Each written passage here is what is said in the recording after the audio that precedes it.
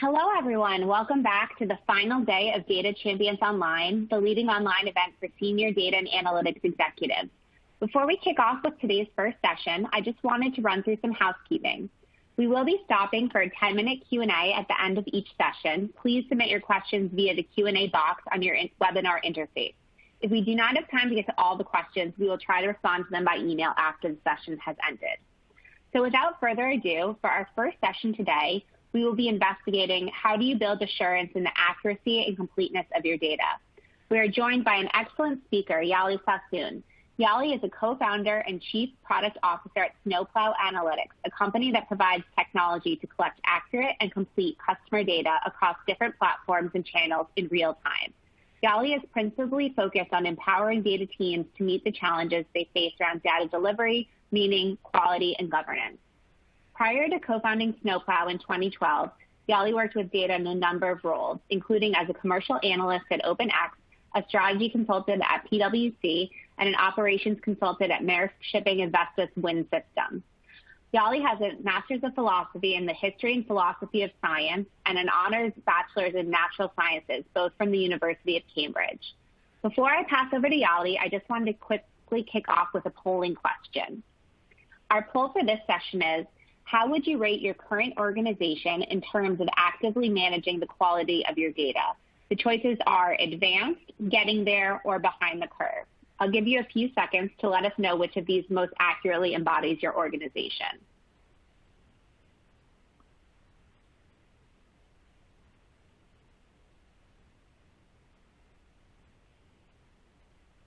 Okay, let's take a look at some of the results here. So it looks like it's a unanimous decision on this one. Everyone said 100% that you're getting there. So with that, I'd love to turn things over to Yali, and I'll let him take it away. Thank you very much, April. And fantastic to be on a call with all of you, and really thrilled to hear that all of you are getting there with data quality. It's a topic that is very close to my heart, and one that I'm really looking forward to getting into in detail with all of you. So I was going to introduce myself, but I think April's done a lovely job of that. So I'm going to skip straight through and start the discussion on data quality. So data quality is a really important topic. There are a lot of things that distinguish good quality data from bad quality data. But in this talk, I'm going to focus on two of them in particular, and that they are data accuracy and data completeness. And for complete clarity, I want to give a couple of examples to illustrate exactly what I mean about data accuracy and data completeness. So if I'm an online retailer and I've got a mobile app that people can log into and make purchases, if somebody in my mobile app adds a product to their basket, I want a line of data that says, this person added this product to basket. And if that person added a red dress to their basket, I want the line of data to say they added a red dress to their basket. If instead of that, I have a line of data saying that they added a black dress to their basket or they removed something from basket, that data is inaccurate. So data accuracy is one of the things that we care about when we think about data quality. Data completeness is something different, but it's related. So if I've got 15 lines of data that say for a particular day, 15 different people added the red dress to their basket. If I've got a complete data set, that means that 15 people added that red dress to their basket. And I want to be confident that it was 15 people. I don't want it to be possible that there were 17 people that added the red dress to their basket, but for some reason the data from two of them didn't end up successfully being processed and being made available to me. So complete data is the confidence in knowing that the data describes everything that's happened and there are not extra things that have happened that are somehow missing from my data set. Data accuracy and data completeness are really, really important. Bad things happen when data is accurate and incomplete, and we'll spend a little bit of time going over some of those bad things that happen. In this talk, we'll then look at why ensuring accuracy and completeness is hard. So it's important because bad things happen when you don't have accuracy and completeness, but it's actually pretty hard to build assurance in the quality of your data set. And what I hope to spend most of the time on this talk talking through are approaches and techniques to building assurance, building confidence, that the data that you're collecting is both accurate and complete. So we'll go through those some of those techniques, and I hope they'll be helpful for you as you're on your journey in your organization, improving the assurance in data quality. But one thing that I will say up front, and I'll reiterate at the end, is assuring data quality requires a cultural commitment as an organization to data quality. Technology can help make building assurance and data quality easier, and I'm certainly in the business of building tech to do just that. But really, when we're thinking about data quality and building quality data sets, it's a cultural commitment that distinguishes those companies that do build quality data sets from those that don't. Now, the examples and the thinking in this presentation are really taken from cases that we've come across at Snowplow working with our clients. But everything that I say is generalizable. So I'm going to use specific examples, but if you want to discuss how those examples apply in other examples, potentially in your industry or other use cases, then do please ask questions and we can explore those in the Q&A after. So let's start off with what happens when data is inaccurate or incomplete. Well, I think really bad things happen. Let's take a couple of examples. So we've got a couple of graphs here on the slide. In the graph on the left, you can clearly see that we have some data loss. It doesn't really matter what this graph is of. I think it's, let's assume it's some kind of metric that we're tracking over time. The time is our x-axis. We can continue with our example of add to basket. So maybe we're tracking the number of items added to basket by day. And what we can see is there's a period of time where there's missing data. There's no data from this point in time to this point in time, and that's going to create problems. So if there's an analyst in your business that's got a graph like the one on the left, and they've seen something interesting in the graph, they've seen some interesting pattern in that KPI, and they want to go and talk to a bunch of stakeholders and say, hey, look, I've seen this interesting pattern. I think it tells us this interesting thing about the business, and we can use this information to go off and drive value. That's going to be a very hard conversation to have if you present this graph to your stakeholders, because those stakeholders are immediately going to spot the gap in the data, and they're immediately going to ask questions about the data. And that's going to take time and energy away from actually discussing what the data analyst wants to discuss. But more than that, it's going to reduce the confidence that the stakeholders have in the data, and it's going to undermine any conclusions or any insights that the analyst wants to draw from the rest of the data that might be completely complete. There might have been some temporary issue with the data collection that's since been recovered. It'll be very hard for the analyst to make that argument persuasively while there's such an obvious gap in the data. So that's a pretty bad situation to be in, but it's not nearly as bad as the situation in the graph on the right. If you look at the graph on the right, it doesn't look like there's anything gone wrong particularly at all. It looks like the KPI that we're tracking goes up over time, which is fantastic. We like to see KPI going up. Something then goes wrong. There's a drop in the KPI, and then it recovers and it returns. And if we've got a data analyst that looks at this, she might think, oh, look, there's something interesting that's happened here. What was driving the growth in the KPI, the reduction, and then the recovery? I'm going to go off and I'm going to investigate why that is. And she might tell the other stakeholders in her business, there's this interesting thing that's happened. I'm going to go and investigate. And hopefully an understanding of this will help us then drive further improvements in this KPI going forwards. And she might spend, a week, 2 weeks, 3 weeks looking in, trying to understand what's going on. And at the end of that period, she might discover that actually there's nothing particularly interesting going on. Actually, what's going on is there's a data collection. There's a problem with the data collection that meant that some data was lost for a period of time. And during that period, the KPI dropped. And then that problem was addressed and the KPI kind of recovered. So what she thought was an interesting story to tell about the business actually became a slightly sad story about the state of data collection in the business. And that will have been really, really frustrating to the data analysts. Data analysts are people who are typically very motivated to go off and learn things about businesses, develop insights, and then share those insights with the business and use those insights to make a difference. if their expertise are spent instead debugging data quality issues, that's really miserable for the analyst. It's also expensive for the business. Good data analysts are hard to come by, typically pretty costly, and using those resources to debug data quality is not good for the business. But actually, there's something much worse that's happening in businesses where this happens once, twice, thrice, and potentially more often. And that is that each time this sort of thing happens, an organization will lose a bit of confidence in the data. It takes a very long time to get organizations to trust data and therefore trust the conclusions that come off the data. And that trust is very, very quickly lost. Once that trust is lost, the data loses value, and the data team, the team that are sort of paid to drive insight from the data, they're fundamentally undermined, and their value to the business is therefore significantly reduced.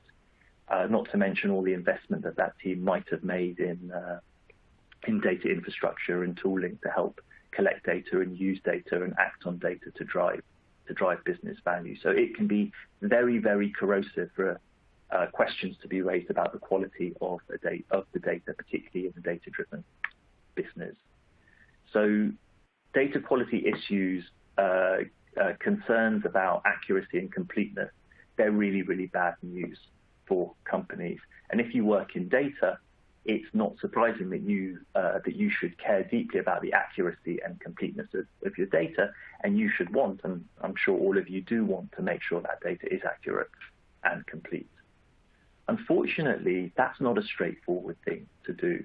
And the reason it's not a straightforward thing to do is if data provides our source of truth, if we're using data to tell us that there were 15 people that added the red dress to their basket yesterday, then what's the external source of truth that we can measure the accuracy and the completeness of data against? Is, how can you tell that this 30-centimeter ruler is accurate unless you've got another 30-centimeter ruler? And then if you compare the two together and they don't agree, which one is right or which one is wrong, or potentially are both of them wrong? And we're in a similar situation with data. I've worked with companies that have had concerns about the quality of their data, so they've introduced a second data source and then a third data source, and then suddenly if those sources agree, that's wonderful, but typically they don't. And where they don't agree, how do you know which one's right? How do you know which one's wrong? Are they both wrong? Is one of them more right in some cases than others? So building assurance in accuracy and quality and completeness of data is a very, very hard thing to accomplish. However, there are techniques that you can use, and that's what I want to use the bulk of this time with you to explore. So if we want to build assurance in the quality of data, we need to think about the process that was used to generate the report that we want to have assurance in. So in this slide over here on the right, you'll see that we've got our report, we've got our KPI mapped over time, and what we're doing is we're looking at the data pipeline that was effectively used to generate that report. So for any report, for any type of analysis that a data analyst or anyone else performs, there's data that's used in that analysis. That data has been generated some way, it's been processed in some way, and then the visualization or the analysis is kind of the output of that process. And if we want to be confident that the output is accurate and complete, what we can do is we can look at each of the stages that was used to generate that report and look at putting in place measures to build assurance in each of those discrete steps. So I think it's very helpful to think about the data pipeline that exists upstream of the reports that we use to drive insight, and to break those data pipelines into individual stages and think about how confident and assured we can be about each stage and the accuracy and completeness afforded by each stage. So there are lots of different, in a typical company, there'll be lots of different data pipelines. In this example, I'm going to stick with the case of the mobile application for the online retailer. There's the mobile application on the left, There are different users of that mobile application logging in and performing different actions. And when they do that, lines of data are generated in the application. They're sent to some sort of centralized data pipeline. And then there's a set of steps that the data goes through. And the steps that I've taken are the ones that we use at Snowplow. But broadly, most data pipelines follow a somewhat similar process. And so there's a process of validation, and we'll be looking at this in a bit more detail further down, where we're checking the data against a set of schemas. There's a process of enrichment, so taking each data point and adding additional data points that can be useful for analysis. We're then loading the data into a data store or a data warehouse. There's then an aggregation, so we're looking across many lines of data that say, Susan added the red dress to her basket, Denise added the red dress to her basket, and we're summing those lines of data. We're summing the number of add to baskets over time, and maybe grouping by day, and then that's our report that's generated out of the other end. And what we're going to look to do is we're going to look at each of those stages and think about what we can do to build assurance in the accuracy and completeness of the data processing. So starting on the left, the first stage in the data pipeline, which is where the actual data is generated, this is the hardest one to build assurance around. And the reason it's the hardest stage to build assurance around is we're going from we're creating the data from scratch. The data is literally being created in the mobile application. As the user adds an item to basket, we need the mobile application, typically through some kind of analytics SDK, to generate a line of data and send that data into the data pipeline. So we're going from a state of having no data to creating some data, and we want to build assurance that we're creating the right data, so the data is accurate, and that we're generating complete data. So every time an action is taken, it is recorded and a line of data is generated. At this stage in the data pipeline, the most powerful technique we found for building confidence in the quality of the data is to use automated testing, automated behavioral testing. So we're borrowing here a technique that's pretty common in engineering, in CI/CD.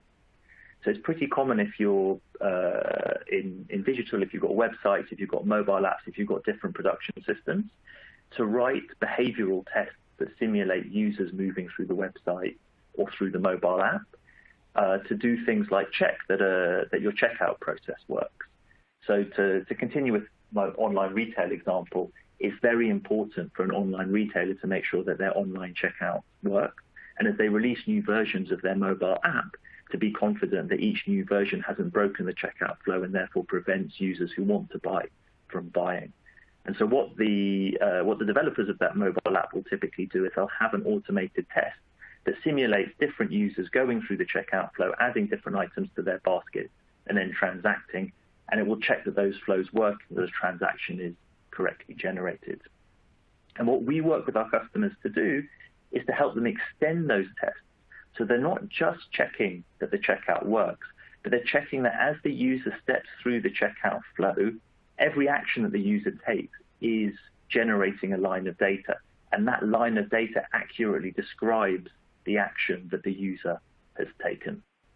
And that can go a long way to providing assurance around the accuracy of the data, because the automated test can be written so that the line of data is compared against what the simulated user does in the mobile app, so that if the line of data says that a red dress was added, we can check that a red dress was in fact added and the line is accurate. It is much harder, and we haven't really figured out, to be honest, how to build assurance around the completeness of the data at this stage of the pipeline. But at the very least, we can assure around the accuracy using these sorts of automated testing techniques. And companies that get good at this develop a culture of writing those automated tests. So it's quite a lot of work to write those automated tests, but they become part of the process of developing the application. They become part of a general test-driven culture at these organizations that use them effectively. So that's what we recommend at the beginning of the pipeline.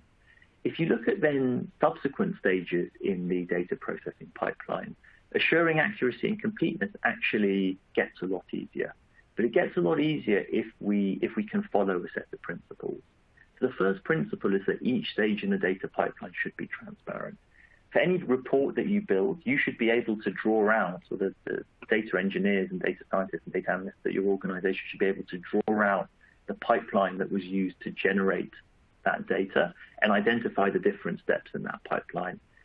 Because unless we can identify those steps, we can't then build assurance around each one of them. So transparency is a kind of a key principle. But the second principle, and this one we're taking from finance, is auditability. We want to be able to audit that each stage in the pipeline is working the way that it should. And so one way to do that is to make it possible to replay data. So for each stage in the data pipeline takes, apart from the first stage, takes a set of input data and given that generates a set of output data. And if we can replay the data through that stage in the data pipeline, we can check important things like given the same input data set, it should generate the same output data set. If that's not the case, that would lower our level of assurance about that data processing step. So replayability is important for auditability. Another way that we can encourage auditability is making it possible to compare the input data from the output data. So often in these data pipelines, the data that exists between these different stages only exists in a kind of a transitory phase in kind of memory as it's being computed. But if we can write that to disk, we can then diligence the data. We can look at the input data, we can look at the output data, and we can check that nothing's gone missing in the conversion of the input data to the output data. So auditability is a really, really powerful tool for building confidence, building assurance in data pipelines. Another technique that we find really powerful over here is building each stage in the data pipeline so that it's non-lossy. And this is something that is a design principle that isn't always followed, but we strongly recommend that companies do this with their data pipelines.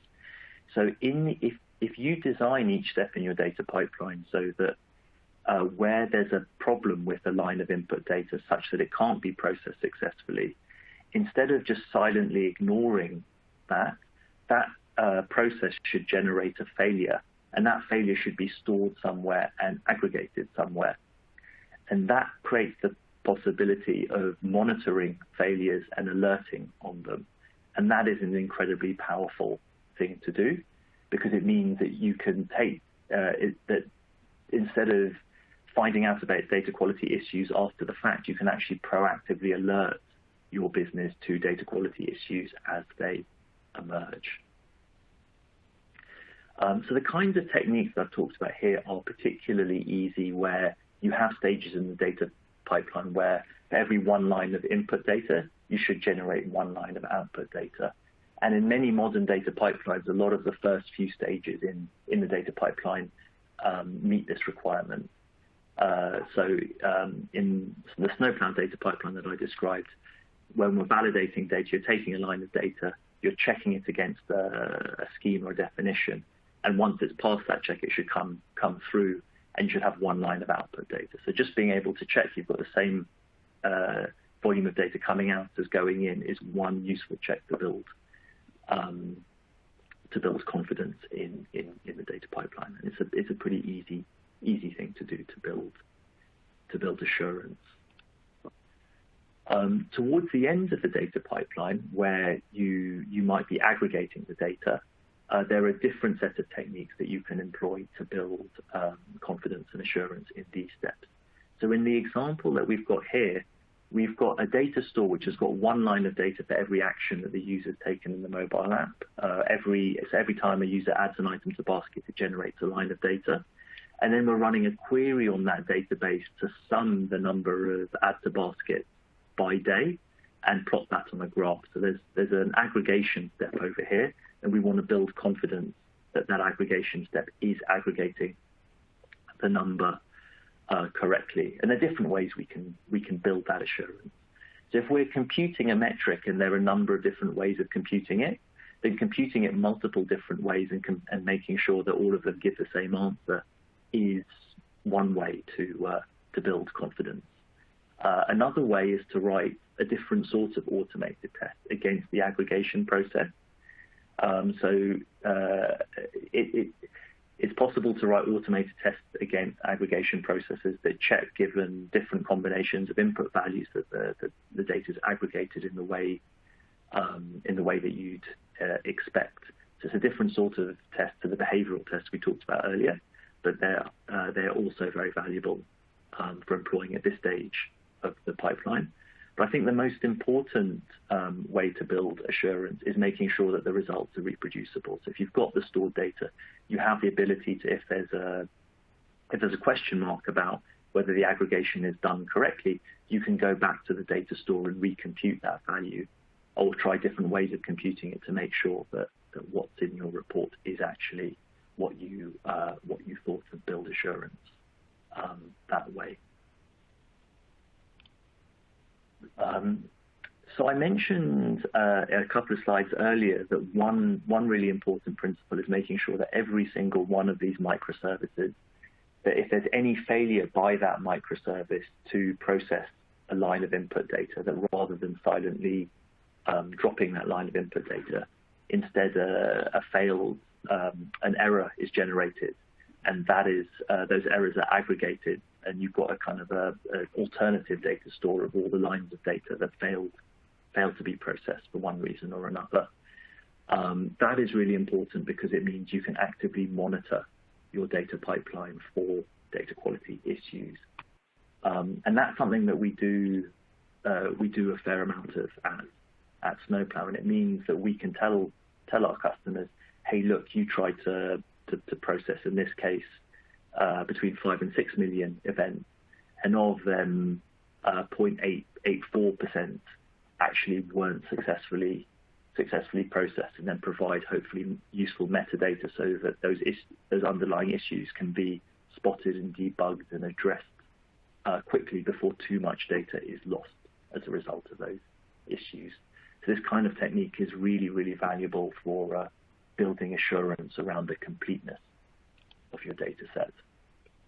The final technique that I want to share with all of you is having a validation step early on in the pipeline. So I don't know if you remember from the full pipeline view, the first stage in the data processing was a validation step. So one of the things we do is we encourage our users to define schemas that describe the data that they expect to be landing from the data source that they're tracking data. And there's a fair amount of flexibility. Some companies define pretty loose schemas. Some companies define much stricter schemas.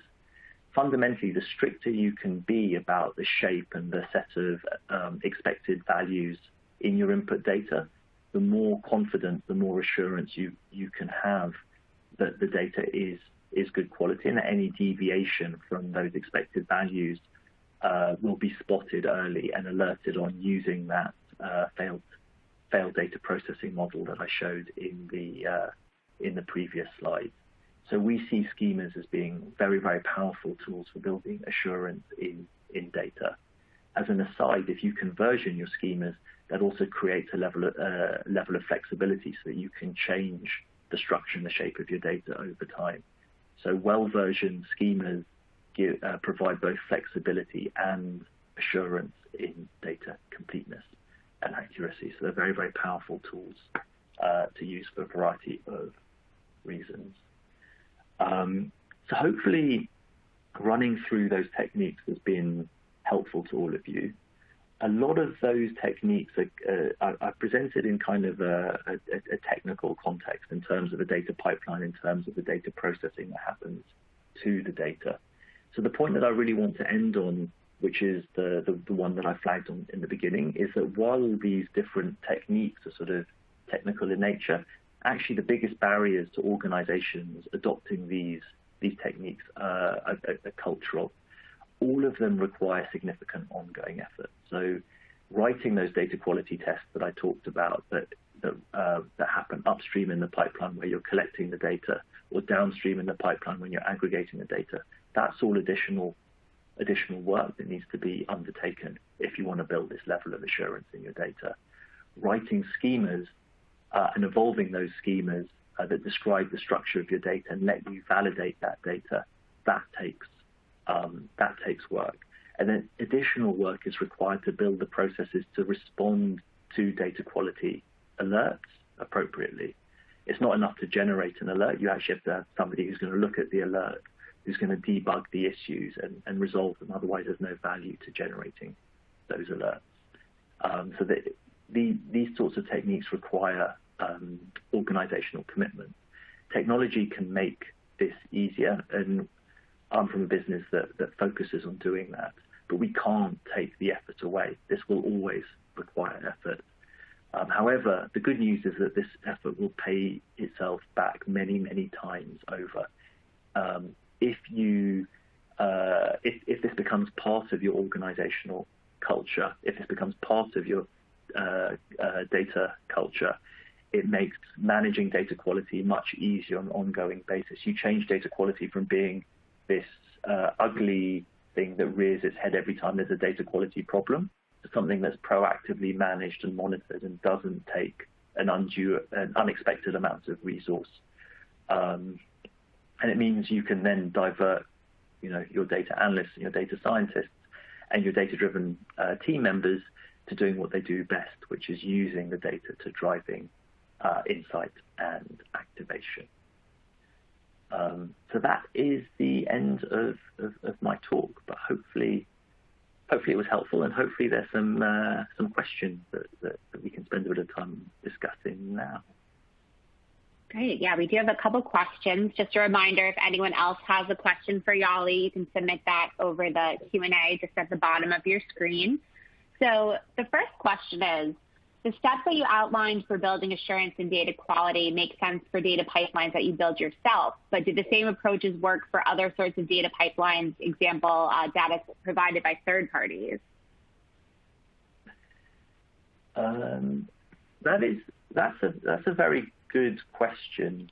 The answer, I think, is some of the techniques can be used, but not all of them. So one of the difficult things about working with third-party vendors is if those third-party vendors are SaaS providers and the data pipelines that they're offering are a black box. So if you're sending your data to a third party and then they're giving the data back, or if the data is actually being created by the third party and they're just showing you the output, then it is much, much harder to build assurance, because you can't look at the individual steps in the data pipeline and build confidence in them. You've kind of got to compare the data that you're sending to the third party with the data that you're getting back. So it's definitely harder, and depending on the level of visibility that the third party provides and the level of visibility that you're able to obtain about the data that's going into the third party, it may not be possible to deliver those, to develop those levels of assurance and confidence in your data quality. Great. So this next one's actually a two-part question. So what do you feel are the biggest challenges to adopting the type of approach you've outlined? Is it organizational, cultural, or something else? And if it is a cultural issue, which strategies do you suggest for overcoming those challenges? Yeah, that's a very good question. So I definitely think the biggest challenges to adopting these sorts of approaches are cultural. So there are definitely technical challenges, and companies that rely on third-party solutions, that there are some real technical challenges to implementing these, or companies that rely on data pipelines that lack visibility. There's definitely some technical challenges, but the real challenges I see are cultural, and they remind me quite a lot of the cultural challenges around adopting things like a testing-based approach, adopting a culture around A/B testing. So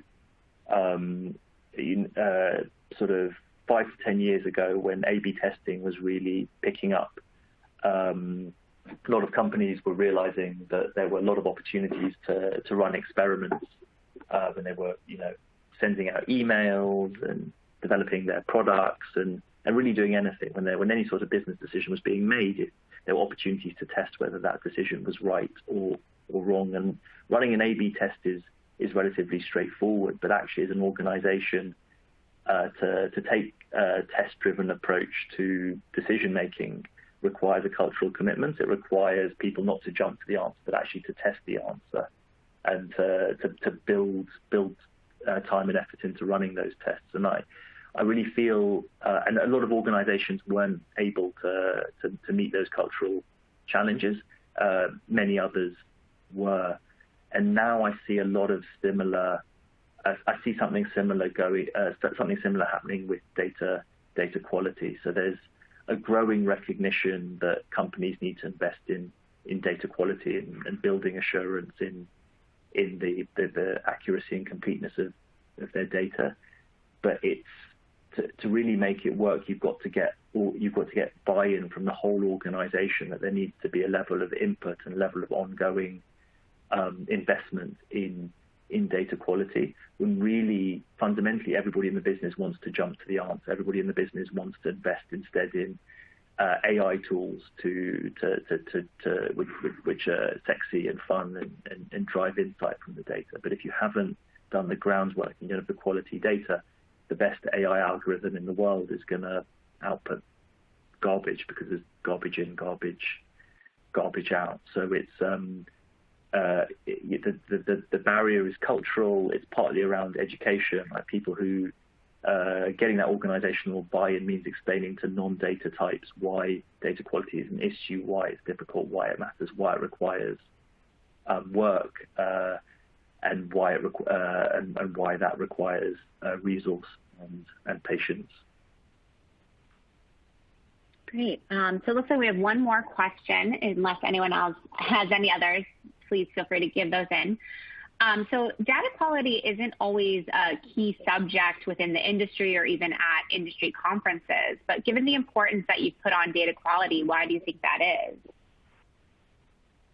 That's a really good question. So I think the person that asked the question is right that historically people haven't talked too much about data quality.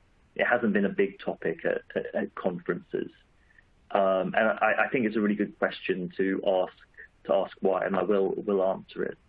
But I do think that's starting to change. So I'm starting to see a handful of I'm starting to see data quality and data cataloging and metadata management and more and more. I'm seeing more and more talks at events, particularly ones that are scheduled in 2020, with data quality as a subject. So I think as an industry we're getting more interested in data quality and it's becoming more of a topic. But I agree, it hasn't been as much of a topic in the last 2-3 years as it should be, I'm not quite sure why. I'm not quite sure why that is.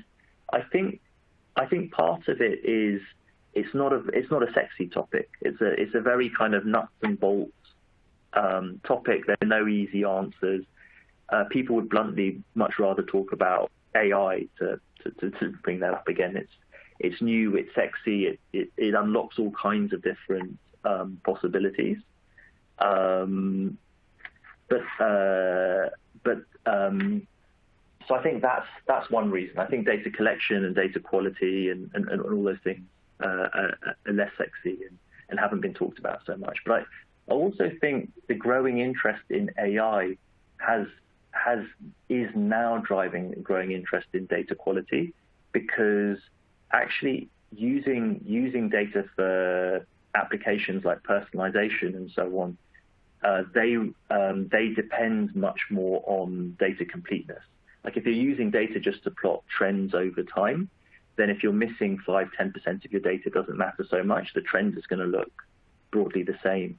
But if instead you're using data to provide a personalized experience to someone, then one line of missing data might radically change how you view that individual and what sort of experience you personalize for them. And so actually the companies that are investing most in AI, they're the ones that see that are realizing that data quality is actually really, really important. And I think that's driving the kind of the growing interest in data quality that we see today. Great. Thank you, Yali. I definitely agree with you. It's a really important topic, and I hope that we as an industry can focus more on it going forward, as you said. Just a reminder to all of you that you will receive a link to all of the slides you've seen this week, mid-next week, that you can revisit all of what you've seen. We once again want to thank Yali for your time. It was wonderful to have you here today. Our next session will be From Data to Dollars, Delivering Value to Your Business, presented by Chairston Moody of State Farm, and that'll be coming up in about 15 minutes, so please stay tuned. Thank you. Thanks so much.